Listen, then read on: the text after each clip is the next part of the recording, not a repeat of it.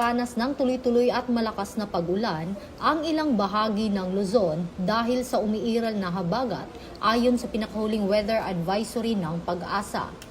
Inaasahang aabot sa 50 hanggang 100 milimetro ang lakas ng ulan sa Zambales at Bataan mula ngayong araw hanggang tanghali ng ika-15 ng Agosto. Samantala, inaasahan naman ang ganitong lakas ng pag-ulan sa La Union, Benguet, Pangasinan, Zambales, Bataan at Occidental Mindoro mula tanghali ng ika-17 hanggang ika-18 ng Agosto.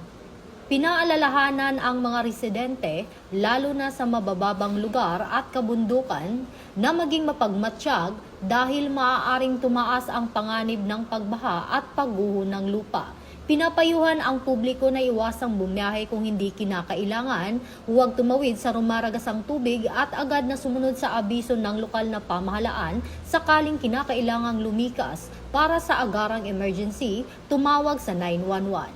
Bagong PNP para sa bagong Pilipinas. Serbisyong mabilis, tapat at nararamdaman.